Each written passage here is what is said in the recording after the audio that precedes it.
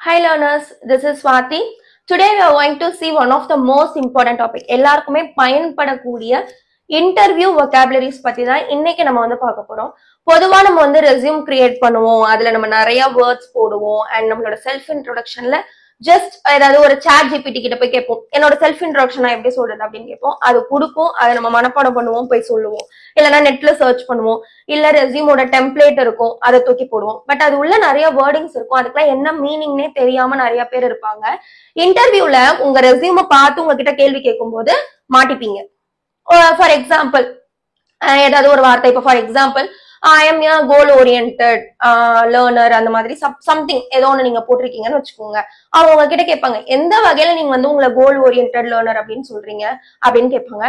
அவன் என்ன பண்ணிருப்பானா, ஏதோ ஒரு இடத்துல இருந்து அதை காப்பி பண்ணி போட்டிருப்பான் அந்த வார்த்தைய. பட் அதுக்கான மீனிங் அவனுக்கு தெரியாது. கேட்கும் போது மாட்டிக்குவோம். புரியுதா? பட் இன்னைக்கு நான் உங்களுக்கு பொதுவா காமனா நம்ம யூஸ் பண்ணக்கூடிய இன்டர்வியூ vocabulary வேர்ட்ஸ், அதோட தமிழ் மீனிங் என்ன, அதை என்ன பர்பஸ்க்காக நம்ம நம்மளோட ரெஸ்யூம்ல யூஸ் பண்றோம் அப்படின்றத ரொம்ப ரொம்ப சிம்பிளா தெளிவா சொல்லி கொடுக்க போறேன். சோ வீடியோவை ஸ்கிப் பண்ணாம பாருங்க. நீங்க பிகினர்ஸா இருக்கீங்க, இப்பதான் காலேஜ் முடிச்சிருக்கீங்க, உங்களோட ரெஸ்யூம் நீங்க அப்டேட் பண்ணணும்னு நினைக்கிறீங்க, இன்டர்வியூக்கு நான் நாளைக்கு போறேன், இன்டர்வியூக்கு வர சொல்லியிருக்காங்க, இந்த மாதிரி சிச்சுவேஷன்ஸ்ல இருக்கிறவங்க இந்த வீடியோவை தாராளமா ஃபுல்லா ஸ்கிப் பண்ணாம பாருங்க. Definitely it will be very very useful for you. If you are watching our channel for the first time, please do subscribe and இந்த வீடியோக்கு மறக்காம லைக் பண்ணிக்கோங்க. ஓகேவா? ஃபைன். ஃபர்ஸ்ட் விண்ணப்பிப்பவர். விண்ணப்பிப்பவர்னா யாரு? நம்மளோட ஒரு ஜாபுக்கு அப்ளை பண்றவங்க அந்த மாதிரி இருக்காங்க இல்லையா? சோ அவங்களதான் நம்ம என்ன சொல்லுவோம்னா விண்ணப்பிப்பவர் அப்படின்னு சொல்லுவோம். அவங்க நம்ம இங்கிலீஷ்ல என்ன சொல்லுவோம்னா கேண்டிடேட். ஓகேவா? கேண்டிடேட். நீங்க நிறைய கேள்விப்பட்டிருப்பீங்க இல்லையா? இந்த கேண்டிடேட்டோட ப்ரொஃபைல இப்படி வைங்க, இந்த கேண்டிடேட் தான் இன்னைக்கு வரேன்னு சொல்லியிருப்பாங்க. அந்த மாதிரி ஆபீஸ்ல நிறைய பேசிப்பாங்க. பட் அந்த கேண்டிடேட் அப்படின்னா என்னன்னா, ஒரு ஜாபுக்கு அப்ளை பண்றாங்க பாருங்க, ஒரு ஜாபுக்கு விண்ணப்பிக்கிறாங்கல்ல, அவங்களதான் கேண்டிடேட் அப்படின்னு சொல்லுவாங்க. ஓகேவா? நெக்ஸ்ட் சுயவிவரம். உங்களை பத்தின டீடைல்ஸ். சுயவிவரம்னா என்ன பத்தின டீடைல்ஸ நான் கொடுக்குறேன். சோ அதை நம்ம என்ன சொல்லுவோம்? ரெஸ்யூம். ரெஸ்யூம்ல நம்மளை பத்தின டீடைல்ஸ் எழுதி தானே நம்ம ஒரு ரெஸ்யூமை கொடுப்போம். சோ அப்ப சுயவிவரம் அப்படின்னா ரெஸ்யூம் அப்படின்னு சொல்லுவோம். நெக்ஸ்ட் அனுபவம். உங்களுக்கு எத்தனை இயர்ஸ் ஆஃப் அனுபவம் இருக்கு? இப்போ ஃபார் எக்ஸாம்பிள் நம்ம ரெஸ்யூம்ல போடுவோம் தெரியுமா, I have 4 years of experience as a project manager. I have 4 years of experience in software development. So இந்த மாதிரி போடும்போது அந்த அனுபவத்தை பத்தி சொல்றது தான் எக்ஸ்பீரியன்ஸ் அப்படின்னு போடுவோம். ஓகேவா?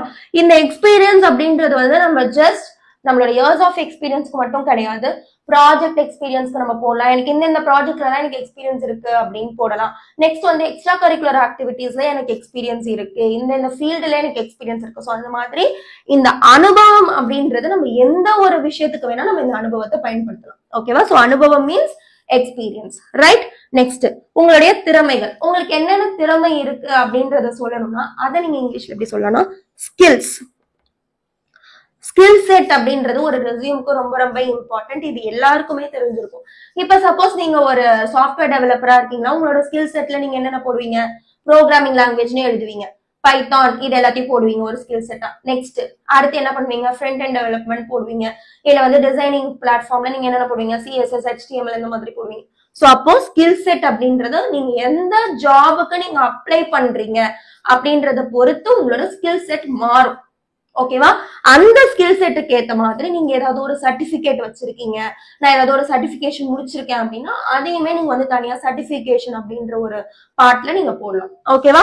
நெக்ஸ்ட் வலிமை பலம். இதுக்கு இங்கிலீஷ்ல வீக்னஸ் அண்ட் ஸ்ட்ரென்த். ஓகேவா? இந்த வீக்னஸ் அண்ட் ஸ்ட்ரென்த் பாத்தீங்கன்னா மோஸ்ட் ப்ராபப்லி நீங்க உங்களோட ஸ்ட்ரென்த் அண்ட் வீக்னஸ் உங்களோட ரெஸ்யூம்ல மென்ஷன் பண்ண மாட்டீங்க. பட் உங்களோட செல்ஃப் இன்ட்ரோடக்ஷனுக்கு இது ரொம்ப ரொம்ப இம்பார்ட்டன்டா இருக்கும், both weakness and strength. So மோஸ்டா நம்ம ஸ்ட்ரென்த் நம்ம சொல்லிதான் ஆகும் நம்மளோட இன்ட்ரோடக்ஷன் பார்ட்ல, நம்மளோட செல்ஃப் இன்ட்ரோடக்ஷன் சொல்லும் போது. But weakness if it is necessity or உங்களோட இன்டர்வியூவர் உங்ககிட்ட உங்களோட வீக்னஸ் பத்தி கேட்டாங்க அப்படின்னா அப்ப மட்டும் நீங்க சொன்னீங்கன்னா போதும். ஓகேவா? நெக்ஸ்ட் சோ இத பத்திலாம் இதுல நீங்க என்னென்ன சொல்லணும் சொல்லக்கூடாது இத பத்தி நம்ம தனியாவே வீடியோ போட்டிருக்கோம். How to introduce about yourself அப்படின்ற வீடியோ தனியாவே நம்ம சேனல்ல இருக்கு. உங்களுக்கு வேணும் இன்டர்வியூக்கு நான் ப்ரிப்பேர் பண்றேன் அப்படின்னா கண்டிப்பா அந்த வீடியோவை நீங்க போய் பார்க்கலாம். 100% உங்களுக்கு யூஸ்ஃபுல்லா இருக்கும். நெக்ஸ்ட் குழுவாக செயல்படுபவர் அப்படின்னா ஒரு குழுவா, ஜஸ்ட் குரூப் ஆஃப் பீப்புள் அப்படின்னா ஒரு டீம். குழு அப்படின்றது டீம். அது செயல்படுபவர் அப்படின்றது வந்து நீங்க வந்து ஒரு டீமை வந்து லீட் பண்ணிருக்கலாம், ஒரு டீமை வந்து உங்களுக்கு கீழே ஒரு டீம் இருந்திருக்கலாம். சோ இப்போ வந்து குழுவாக செயல்படுபவர் அப்படின்னா ஒரு டீம் லீடர் இல்ல டீம் மேனேஜ்மெண்ட் இந்த மாதிரி. இப்ப இந்த டீம் மேனேஜ்மெண்ட் டீம் லீடர்ஷிப் அப்படின்றத உங்களோட ஸ்கில் செட்லயுமே நீங்க வந்து மென்ஷன் பண்ணலாம். புரியுதா நான் சொல்றது? இது வந்து ஒரு ஸ்கில், டீம் மேனேஜ் பண்ணுவேன், நான் ஒரு டீம் வந்து லீடர்ஷிப் பண்ணுவேன் அப்படின்றதுலாம் ஒரு ஸ்கில் செட்ல கூட நீங்க வந்து மென்ஷன் பண்ணலாம். ஓகேவா? நெக்ஸ்ட் இந்த செட் ஆஃப் வேர்ட்ஸ்ல வந்து உங்களுக்கு நான் அந்த வேர்டோட ஃபர்ஸ்ட் லெட்டர் நான் வந்து கொடுத்துட்டேன். சோ இத வச்சு இது என்ன வேர்ட்னு கெஸ் பண்ணி if you can comment me. ஓகேவா? உங்களுக்கு இந்த வேர்ட் தெரிஞ்சிருந்தது அப்படின்னா கமெண்ட் பண்ணுங்க. இலக்கை நோக்கி ஓடுபவர், இலக்கை நோக்கி செயல்படுபவர் அப்படின்ற பட்சத்துல இந்த இலக்கை நோக்கி அப்படின்றத நீங்க என்ன சொல்லலாம்? ஒரு எக்ஸாம்பிளா நான் வந்து இந்த வீடியோட ஸ்டார்டிங்ல அந்த வேர்டை நான் சொல்லியிருந்தேன், கோல் ஓரியன்டட். ஓகேவா? சோ பொதுவா இன்டர்வியூல நம்ம இத உங்களோட ரெஸ்யூம்ல நீங்க இதை வந்து மென்ஷன் பண்ணுவீங்க. Most probably in your summary, அதாவது உங்களை பத்தி ஒரு ஜஸ்ட் ஒரு குவிக் சம்மரியா நீங்க வந்து ஸ்டார்டிங்ல நீங்க ஒரு 4 or 5 லைன்ஸ் கொடுப்பீங்க தெரியுமா? அதுல வந்து I am a detail oriented, I am a goal oriented அப்படின்லாம் நீங்க போடுவீங்க. கரெக்டா? சோ அப்ப இந்த கோல் ஓரியன்டட் அப்படின்றதுக்கு என்ன மீனிங்னா ஒரு இலக்கை நோக்கி ஓடுபவர். உங்களுக்கு வந்து கோல் அப்படின்றது உங்களோட செல்ஃப் இன்ட்ரோடக்ஷன்ல நீங்க வந்து short term goal, long term goal அப்படின்னு நீங்க சொல்லுவீங்க. ஷார்ட் டேர்ம் கோல் அப்படின்றது ஜஸ்ட் பொதுவா நம்ம வந்து சொல்லக்கூடியது. ஃபார் எக்ஸாம்பிள் நீங்க என்ன ஜாபுக்கு அப்ளை பண்றீங்களோ, I have to just enhance my skills on this project, or I have to enhance my skills more on software development அப்படின்னு சொல்லும். And long term goal நீங்க என்ன சொல்லலாம்னா I have to be in a senior position for what job, for what role you have applied. No, so in that role you have to be in a senior position. I have to enhance my skills based on the company's market standards or whatever. So இந்த மாதிரி எதை வேணா நீங்க வந்து உங்களோட long term கோல்ல நீங்க சொல்லிக்கலாம். ஓகேவா? ஃபைன். நெக்ஸ்ட் நிறைவேற்றுதல். நிறைவேற்றுதல் அப்படின்னா உங்களுக்கு இருக்கிற ஆசையையோ இல்ல உங்களோட கோலையோ நீங்க நிறைவேற்றும் போது அதை நீங்க என்ன சொல்லுவீங்க? அச்சீவ் அப்படின்னு சொல்லுவோம். சோ இந்த அச்சீவ்மெண்ட்ஸ் அப்படின்றதுல ஃபார் எக்ஸாம்பிள் நீங்க ஸ்கூல்ல ஏதாவது ஒரு விஷயத்துல ஃபர்ஸ்ட் பிரைஸ் வாங்கியிருக்கலாம், இல்ல வந்து காலேஜ்ல வந்து ஏதாவது ஒரு போட்டிகள், உங்களோட எக்ஸ்ட்ரா கரிக்குலர் ஆக்டிவிட்டிஸ் நீங்க நிறைய அச்சீவ்மெண்ட் பண்ணிருப்பீங்க இல்லையா? சோ அதுதான் இது. இந்த நிறைவேற்றுதல் அப்படின்றது வந்து achievements. What are the achievements you are having? இதையுமே நீங்க ரெஸ்யூம்ல நீங்க தனியா ஒரு பார்ட்டா போடலாம். ஓகேவா? நெக்ஸ்ட் ரொம்ப ஃபாஸ்டா போற மாதிரி இருந்தது அப்படின்னா மறக்காம கமெண்ட்ல சொல்லுங்க. பிகாஸ் சில பேருக்கு வந்து ஸ்லோவா போற மாதிரி இருக்கும், சில பேருக்கு வந்து ஃபாஸ்டா போற மாதிரி இருக்கும். பட் ஐ ஹோப் இந்த ஒரு சிச்சுவேஷன், இந்த ஒரு வெக்காபுலரி வேர்ட்ஸ்க்கு திஸ் வில் பி பெட்டர் அப்படின்னு நினைக்கிறேன். ஓகேவா? நெக்ஸ்ட் கையாளுதல். ஒரு விஷயத்த நான் வந்து ரொம்ப கேர்ஃபுல்லா நான் வந்து கையாளுவேன். ஓகேவா? ரொம்ப ஜாக்கிரதையா நான் என்ன நீங்க போடுற ப்ராஜெக்ட்ல நான் ரொம்ப ரொம்ப உன்னிப்பாகவும் ரொம்ப ரொம்ப ப்ராப்பரா அந்த விஷயத்த நான் வந்து கையாளுவேன் அப்படின்னு சொல்லுவீங்க தெரியுமா? அதுக்கு இங்கிலீஷ்ல ஹேண்டில் அப்படின்னு சொல்லணும். ஓகேவா?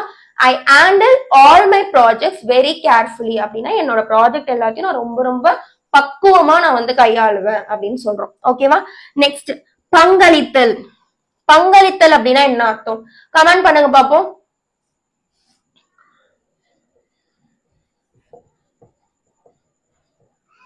கோஆர்டினேட் இல்லனா வந்து coordination.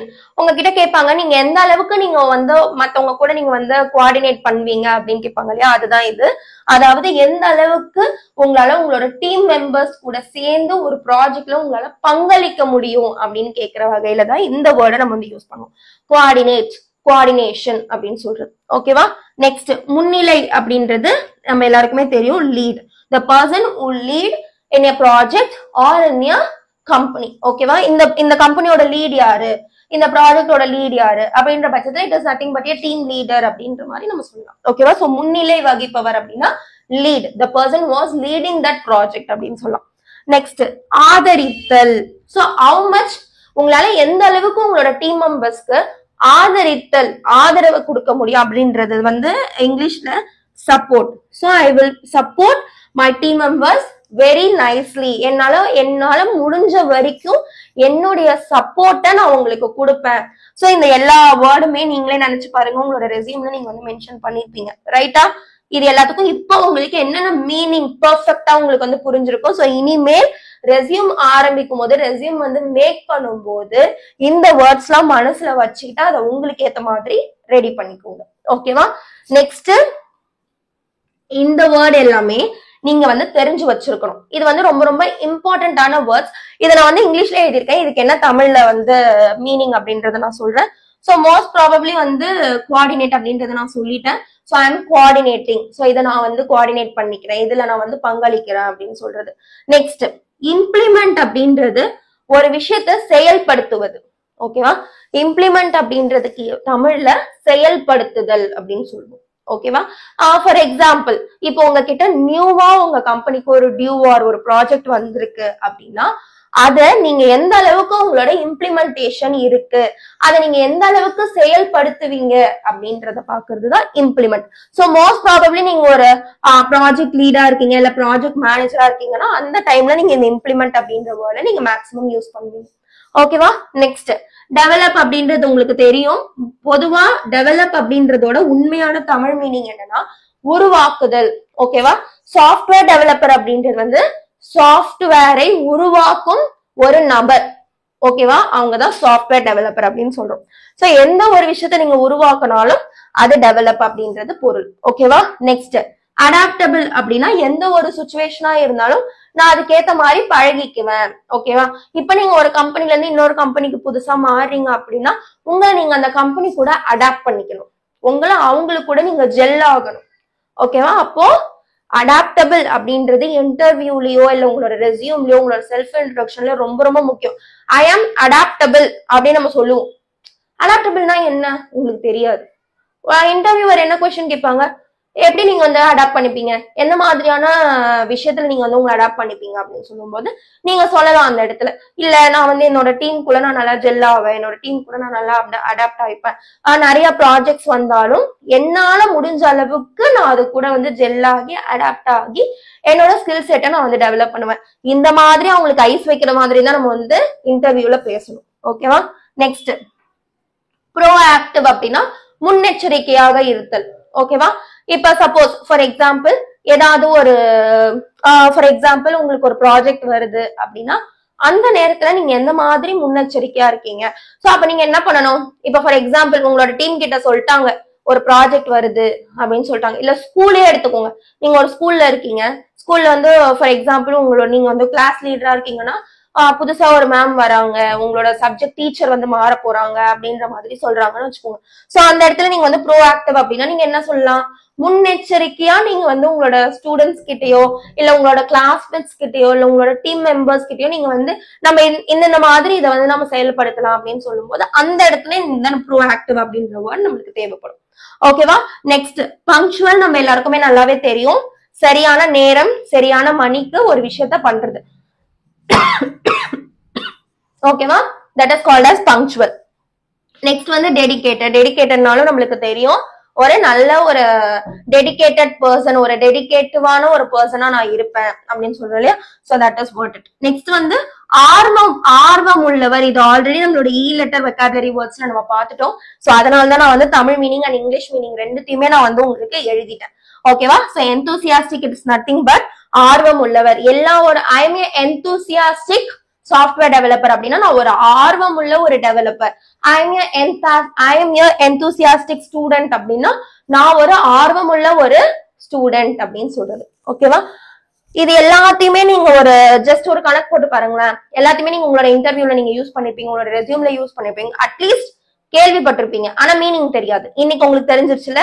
So I am very very happy that this video will be very very useful for you. உங்களுக்கு ஏதாவது டவுட்ஸ் இருந்தது இல்ல இன்னும் நான் ஏதாவது வேர்ட்ஸ் விட்டுருக்கேன் அப்படின்னு நினைச்சீங்கன்னா அந்த லிஸ்ட் ஆஃப் வேர்ட்ஸ் எனக்கு நீங்க கமெண்ட் பண்ணுங்க. அதோட தமிழ் மீனிங்கோட அதோட சென்டென்ஸ் ஃபார்மேஷனோட நான் உங்களுக்கு சொல்லி கொடுக்குறேன். இந்த வீடியோ பிடிச்சிருந்ததுன்னா லைக் பண்ணிட்டு அண்ட் நம்மளோட சேனலுக்கு மறக்காம சப்ஸ்கிரைப் பண்ணிட்டு பக்கத்துல இருக்க பெல் ஐக்கானையும் கிளிக் பண்ணி வச்சுக்கோங்க. I will see you in the next interesting and important video. Bye.